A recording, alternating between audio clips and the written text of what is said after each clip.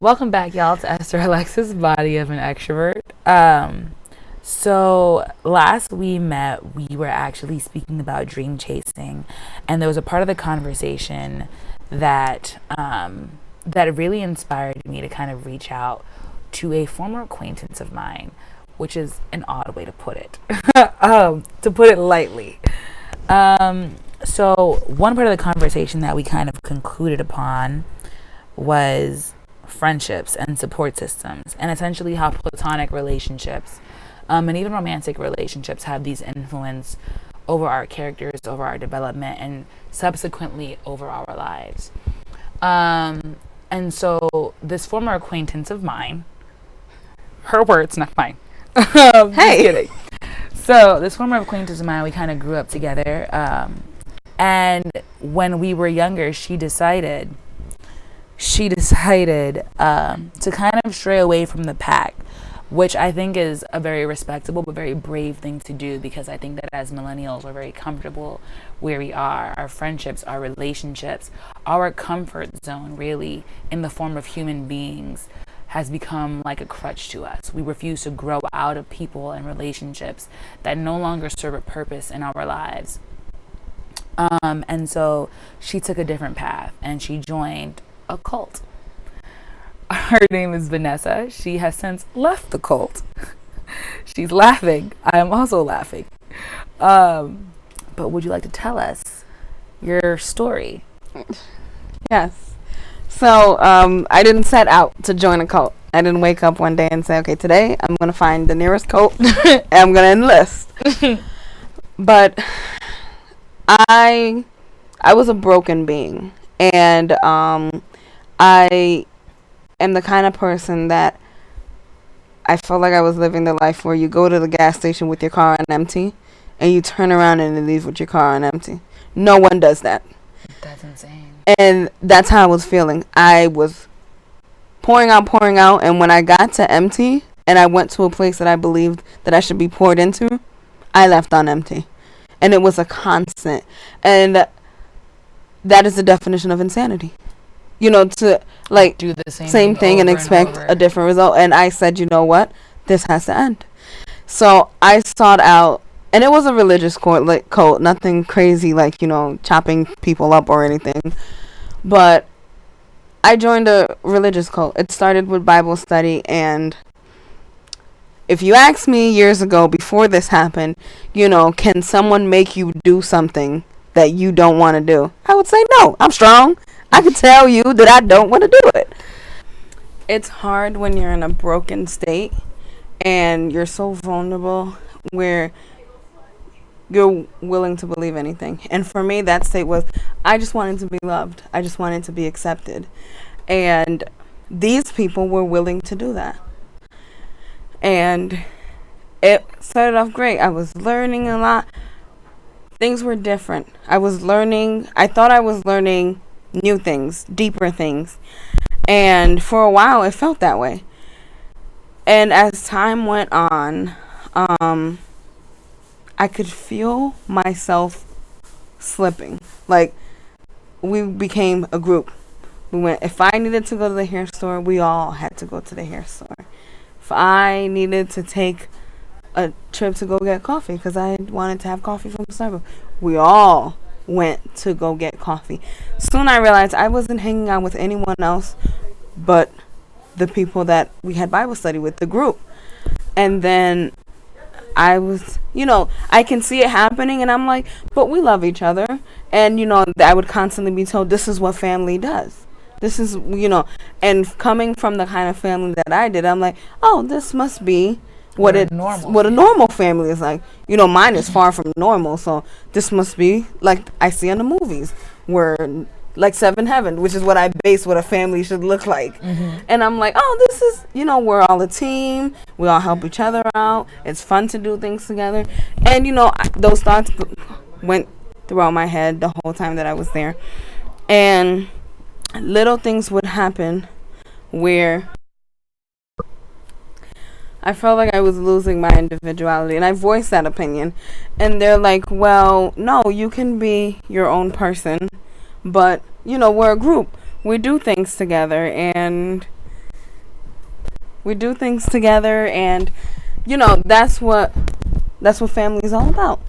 So this went on for a while, and I had 2 jobs, and I'm such a happy and giving person that I felt loved. I felt like this was my family. I felt like I had finally found the missing part that I was looking for. And, they would have my car throughout the day. No issues at all. It was like, the only thing that made me feel like I still had some individuality was that I had my own place. And this is where it starts to get very twisted and very, wow, she really did that? Like, she believed that kind of judgment. And I'm okay with people thinking that. But I know how I was feeling in the moment. And I know that, well, now that I look back, I'm like, wow, girl, you went through some shit. Like, you know what I'm saying? Mm-hmm. So I had my own apartment, and there was a guy that I met in the Bible study group. He didn't live here. He lived in Louisiana. And I'm like, oh, okay, great. And it went on. We were friends for a good time, and then we talked. And this group was a big believer in this is your husband. This is who God wants you to marry. This is the person that he has set aside for you. I'll repeat that. I just wanted to be loved. And that was my weakness. That was my flaw, because I felt like growing up I didn't get the love that a child needs in order to feel like, you know what? My parents loved me. I don't have to go out there seeking for people's approval. And so, come to find out, I won't name names, of course, but come to find out, this person used to be a homosexual. But this was a life that he gave up. He decided to follow the Lord. And, that's not the lifestyle he lived anymore. Which I'm like, okay, I have a past, you have a past. And that's just where I was at that point. I'm like, okay, we can move on from this. And when he moved in with me, when he came in from down south, because he had nowhere to stay and I had space. So when he moved in, I got kicked out of my apartment. So I ended up moving in with the cult leader and his children and everybody else who was a part of the group. That's when things went completely downhill. I would come home and cook for 8 people. I'd work full time and I'd come home and I'd cook for 8 people. And when I mean cook for 8 people, I mean I'm cooking. I'm getting there. We getting the appetizers, we getting the entree, we getting dessert, we got coffee afterwards. Facts. Like, I'm cooking. Got a nightcap, a night snack. So then I started thinking, I'm like, wow, all I do is go to work, come home, cook for 8 people, clean after 8 people. I don't have a life. It's one, I am the person that looks forward to housewife duties, but I want to be happy when I do them. And I'm not a wife. And this is not my house. So I started thinking about it, and I'm like, I am not happy at all. And no one is showing any appreciation for it. So I was having a conversation with a coworker at work, and I mentioned something, and she just flat out came and she said, Ness, that sounds like a cult. And I was like, no, we're just very close, and we just do everything together, and and I'm listening as the words are coming out of my mouth, and I'm like, huh. I'm in a cult. But I said, you know what? Let's reevaluate. Let's take the time. Let me see things play out. And I did. And little by little, I started picking up on things because that seed was planted. And now I have to be aware of my surroundings. So I'm picking up on things. I'm like, wow, you have not been out of this house by yourself in 6 months. I started thinking about things like that, and I'm like, wow, okay. And then it's like, even if I wake up early and I say, all right, I'm gonna do this quick trip. I'm gonna go get some coffee, and I'm gonna sit outside St. Mary's, and I'm gonna enjoy. There's already someone downstairs like, where are you going? I want to go.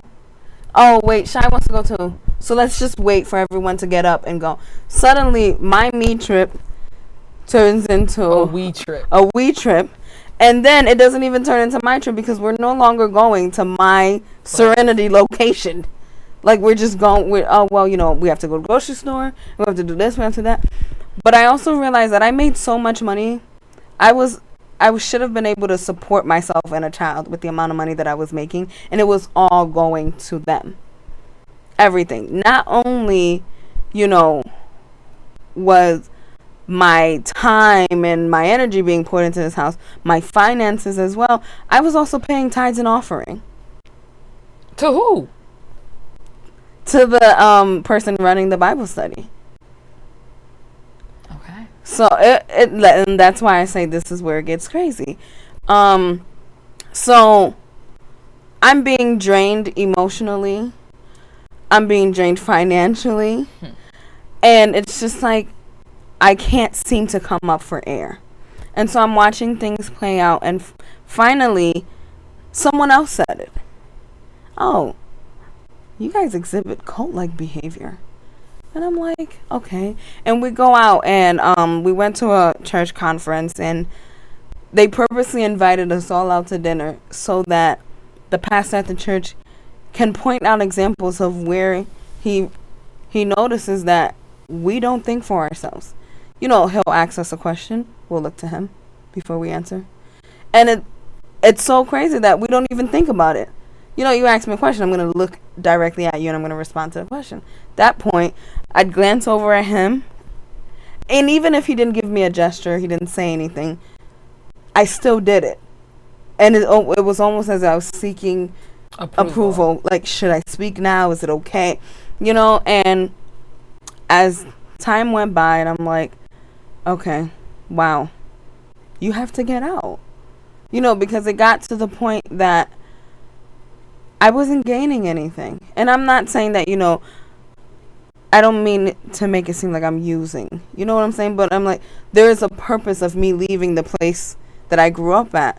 And I wasn't gaining anything to come. I was seeking something. Mm-hmm. And I still hadn't found it. So I made the decision to leave.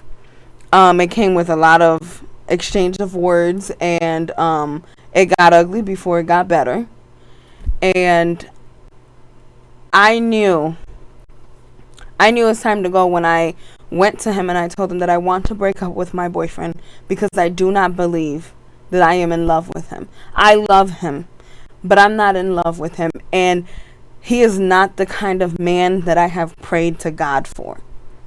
I pray to God about the husband that I want because I don't just want to pick up anything.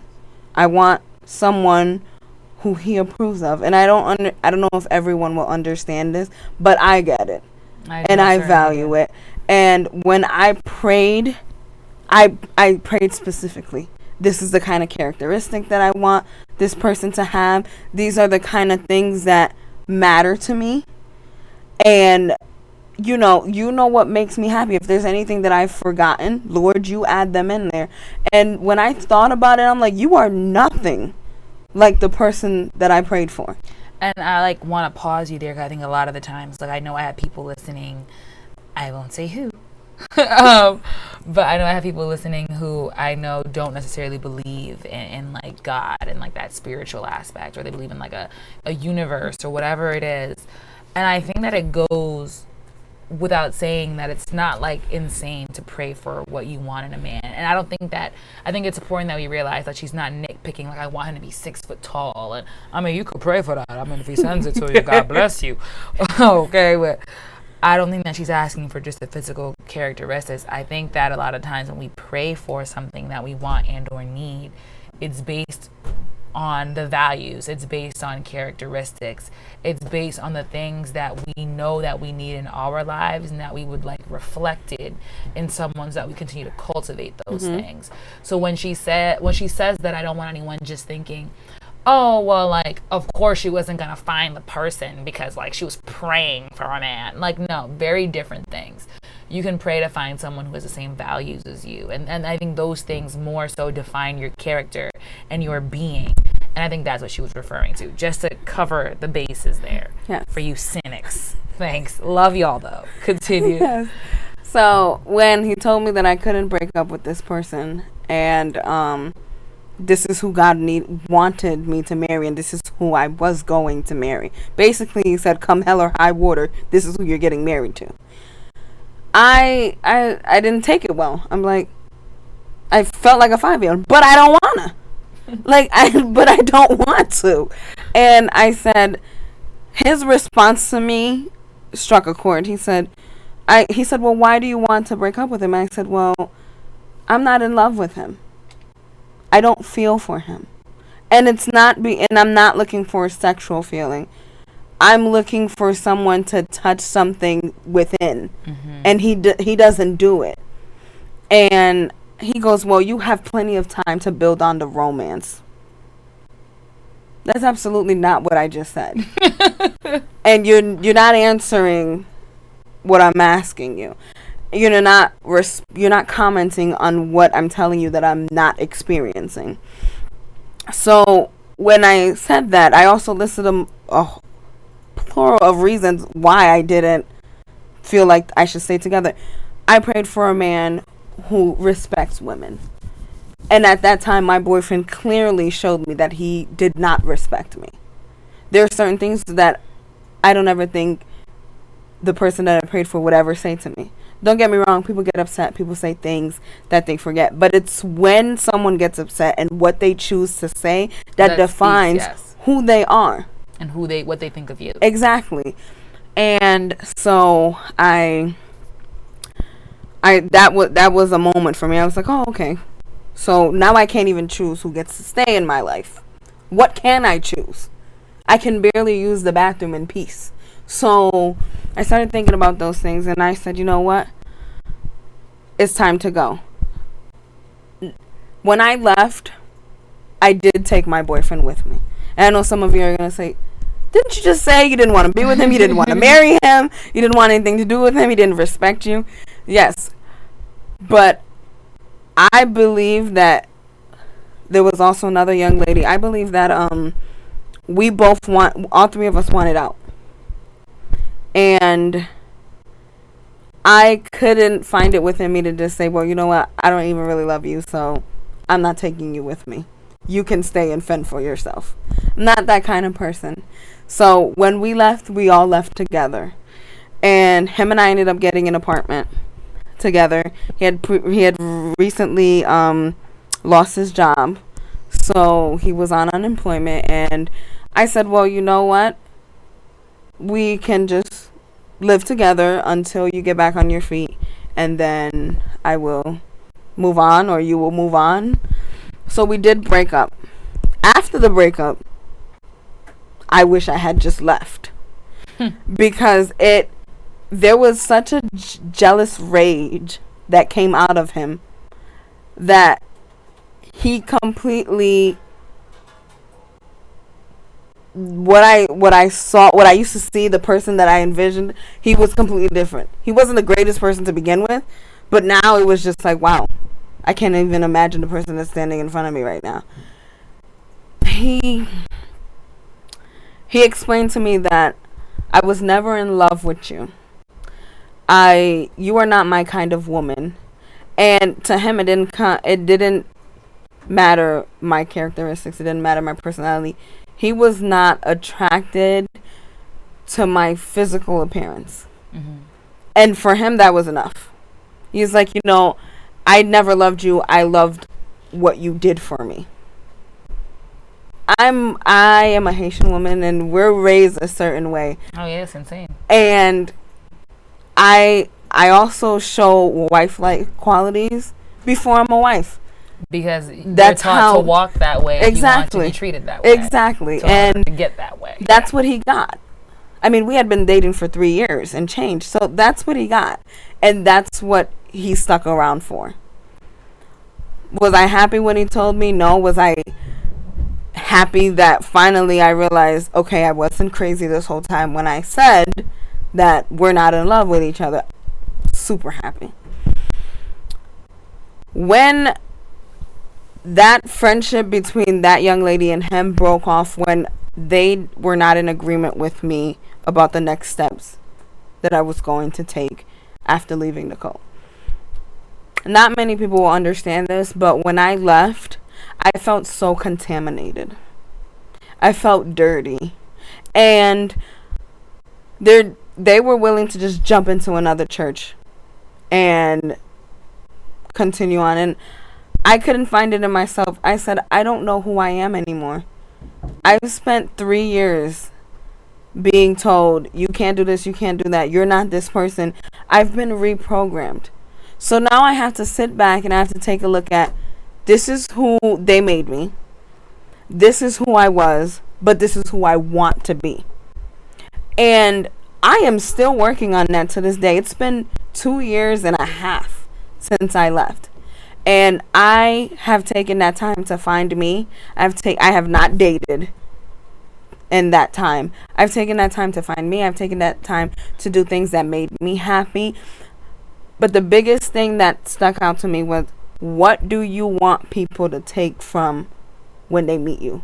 What impression do you want to have on people? And I molded myself in that image. It took time, it took prayers, it took tears, it took thinking back to, oh my gosh, like, I really went through this. Like, I really came out of this. But as I always say, there's always a takeaway, because it all wasn't bad. There were good moments. So I did the work. I sat there and I weeded out things that I wanted to keep and things that I wanted to get rid of. Things that I never wanted to remember again. And yes, I went to therapy afterwards. And it's not easy mixing therapy with religion and all of that. But I did it. I went through it. I spoke about it. And it helped me. Because I knew that I didn't want to relive this again. I knew that I needed a fresh slate. And I knew that there were things that happened that I'll probably never understand. But I don't ever want to move forward and think I could have gotten help. Or, I could have gotten understanding. So it was hard. And that, when I left my group of friends for that, I was hoping to find something more pleasant. And I didn't. But I will say that in everything that has happened in my life, there's nothing that I can say that I haven't learned from and hasn't molded me into the person that I am today. And, that day I chose to be strong. I chose to be a warrior. I chose, people will not look at me and see, wow, this girl's been through a lot of crap. I have friends now that every now and then I'll get an anxiety attack over something, and I'll be like, oh my gosh. And I'll be with the person and I'll have to explain why this occurred, and they're like, I would have never thought. You're such a happy and bubbly person. And I said, you know what? But that's what I want to be seen at. That's what I want to feel. And that's what I work towards. Wow. I am speechless. For the first time in 23 years, y'all, I am speechless. And I thank you for sharing that, because I don't ever think that sharing your story, sharing vulnerability, sharing moments where you have to confront yourself and others, I never think that it's easy. And so I think that we have to take a moment to applaud that, because it's a very big deal. What I want to do, if it's all right with you, is evaluate how you got there. Because you said that you left your first group of friends. You said that you would come as a car to a gas station empty and leave empty. I think that was an awesome, what is the word? Not a simile, maybe a metaphor, maybe an analogy. An analogy is the word. And it makes, and I'm curious, because I'm curious by nature. I'm curious because I was in that group of friends, for what? I'm not offended, y'all. Though, interestingly enough, this is the first conversation we are having since that entire thing. But I wonder what in that group of friends inspired you to leave? And I say this because as we talk about friendships here, as we talk about relationships specifically in this episode, I think that it's important to realize the value of a relationship. I think it's important to understand the significance of friendship, because these people, it's not like you were romantically involved with anyone, with everyone in this cult. You know what I mean? And I think a lot of the times people think that you can only be manipulated or taken advantage of in romantic relationships. But I think that a lot of the times we go through the same manipulation or the same abuse or anxiety within our friendships. And I say it's within our friendships, and not always negative friendships. I think that this happens in positive friendships as well, because we use them as crutches. We refuse to grow out of people, out of relationships, out of seasons in our lives in order to keep others comfortable. And if we're being honest with ourselves, we're doing it to keep ourselves comfortable because we're afraid of what change looks like. However, you left your first comfort zone and found another one in, quite frankly, what sounds like a nightmare. Like, I don't even know how to put it kindly. Like, it sounds like you went from not so great to horrible. And so it kind of makes me want to kind of walk backwards and be like, what was in that first group that you felt like you weren't getting, that you had to go out and seek? Well, of course, that first group was in a church. Yeah. So that's where we all religious. Yeah, that's where we all grew up. And I've always had a rough childhood. Like, it's not like, oh, okay, I was started going through something. My childhood was horrible. And going to church and meeting up with these girls, that was my safe place. It was where I felt like me. It was where I was comfortable and where I was happy. And there were moments where we all had our, little spats, and we're like, okay, and we wouldn't talk for a little bit, and then we'd be friends again, because it was hard. I mean, we were there. We had no choice but to be there. We were children. Our parents. You were kind of held hostage, like at church, because the thing about church, not just church. I don't want to say church. I think that puts it in a bad light. I think everyone's painting church in a bad light these days, and I definitely don't want to do that. But the thing about Haitian churches, cultural churches, I would say, is that communities are formed there. Yes. Because you have immigrants coming from a country from a country that they once knew and called home, to a country where they don't necessarily see themselves anymore. Mm-hmm. Where in Haiti they saw themselves or versions of themselves every single day. Now they had to speak a foreign language. They had to walk a foreign walk, talk a foreign talk. And then on the weekends, they were amongst their own. Yes. They were among people that looked like them, talked like them, breathed like them, had the same beliefs, had the same values. And ate the same food. Exactly. And it forms a community, not just church in general. That's not necessarily just the church that we grew up in, which I am still in, which I love, by the way, y'all. I love. But I think for children, it could be a little stifling. Mm-hmm. I think that particularly these people come off with an idea of, from their country, what church should look like, what family should look like, what discipline, what all these things should look like. And it's hard to fit the mold in a new country because your kid is learning something else. Like, that's the American family and this is the family we have. And that's often the problem between, with coming and kind of, adapting to your new environment. You have to realize that your kid didn't grow up in the same environment as you. And so they have a different perspective as to what normal should be, because normal should be what our neighbors look like and what Seventh Heaven looked like, okay? However, we didn't get the picture that was back in the olden days, and so it was kind of like we were walking to almost what seemed like a military beat, a military regime, while our other friends were skipping posies and picking up daisies along the way. And it becomes hard. But then you form a community in yourself, within your, your friend group, your age group, And I think it's normal. I think it's normal to have those little spats and whatnot. But then there's also that fact that it's also like, that's all we have in here. These are the people that talk and look like me. And I'd like to keep them. And so this friendship, you know, as you are growing longer within a friendship, as long as you're with people, as, you know, you grow up and whatever, boundaries become muddy. And it also becomes hard to say things or do things without hurting someone else or hurting yourself.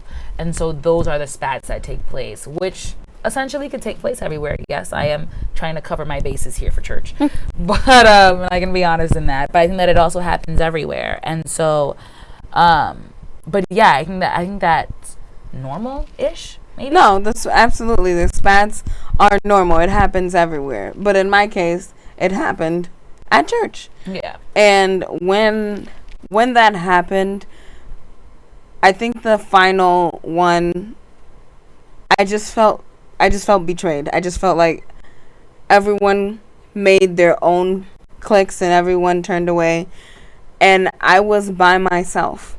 And I'm already by myself throughout the week. This was the place where I was able to be with a group, others, with people that I loved and people that loved me. And when that happened, I just felt like the already broken part of me just broke down even more. And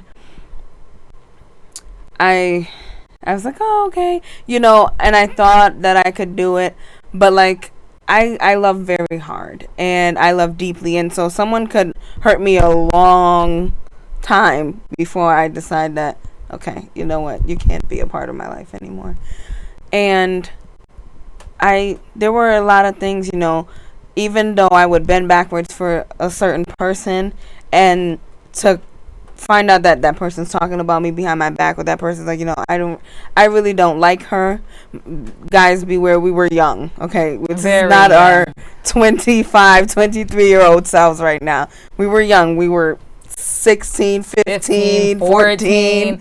So, you know what? It's funny because when you're young, you think you're so grown, too. No, but actually, and I think that stemmed from a lot of problems as well.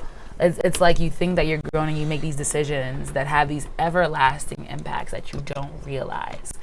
And so in the same way, friendship does that. 'Cause it's funny because we were just talking about how, you know, again, this is about relationships and everything. And you couldn't find, this one part of yourself that you felt like you were missing in this first group of friends. And so then you went to a cult.